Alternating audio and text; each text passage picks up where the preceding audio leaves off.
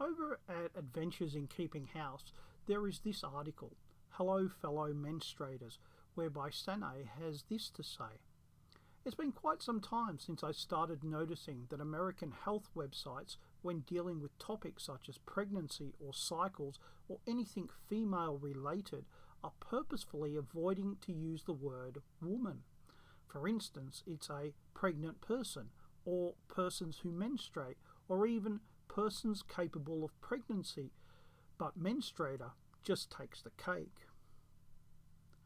This idea that women don't exist has actually been around for a long time.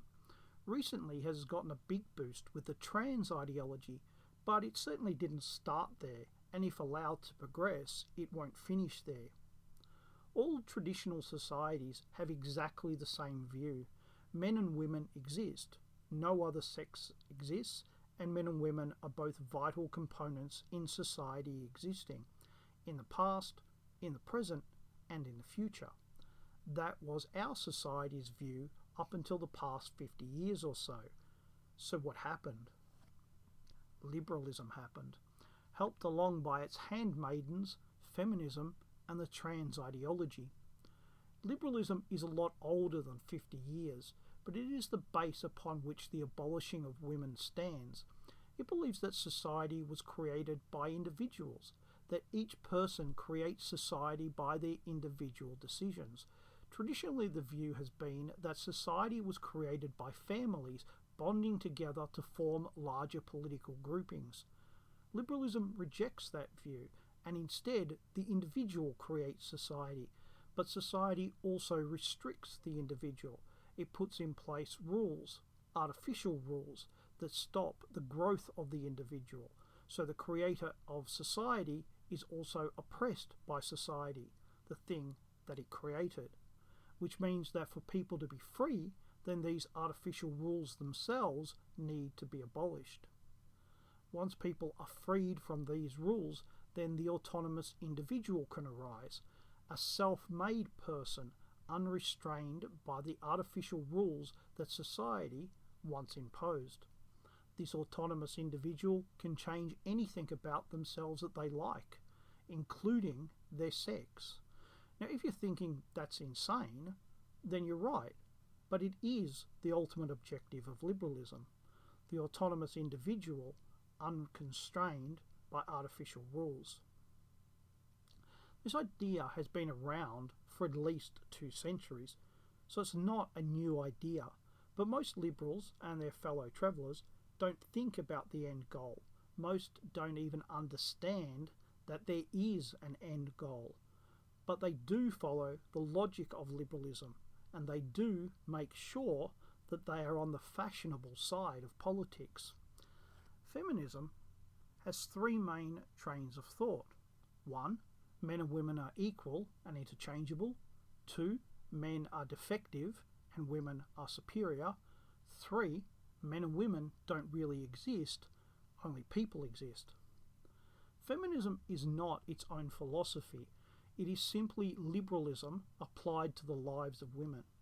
Feminism has always tried to push the idea that women are no different to men, and at the same time argue that men oppress women, just as society oppresses the individual. You might have noticed that 1 and 3 share a great deal in common, because 1, men and women are interchangeable, leads to 3, men and women don't really exist. The differences between men and women are at first downplayed and over time denied. We see this denial all around us.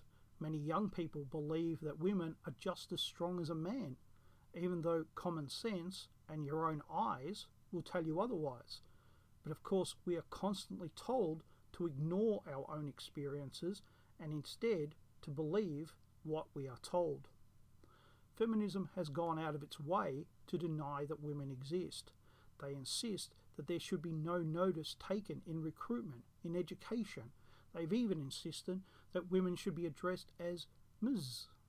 Many people will tell you that it's about fairness, but where do these ideas lead? They lead to the idea that women don't really exist, Only nondescript people exist. Which leads to gender.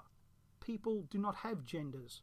People are biological creatures, which means that we have sexes, either a male sex or a female sex. Gender is not a new-fashioned word for sex. It is a completely new word for a completely new concept. That concept is that people can choose to be whoever they want to be, autonomous individuals. Sex does not change. It is immutable, unchanging. But as gender is a social construct, then it can be changed. That is the difference between sex and gender, and while we have it pushed down our throats, it is simply another lie. Which leads on to the trans ideology. Trans is the next step in liberalism's war against us and reality.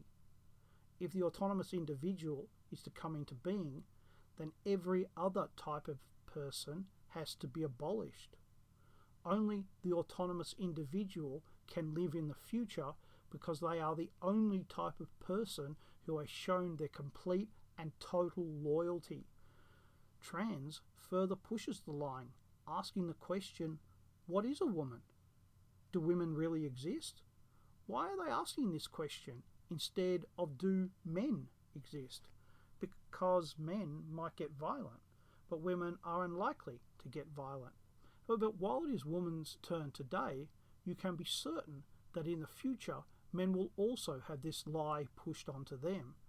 The idea is to reduce us all into autonomous individuals, to remake society into what they want, not into what we want, because they believe that we live in a world of autonomous individuals, then we will have achieved perfection, a world without war, hate, or discrimination. But of course, if this is allowed to continue, we will not live in that world. Instead, we will live in a transhuman world, whereby people will be created by artificial means, artificial sperm inserted into artificial wombs. They will be bred without any parent but the government, who they will be dependent upon their entire life. Men and women are life. They are both vital to the continuance of human existence. Liberalism is not. For the human race to continue to exist, liberalism must not exist.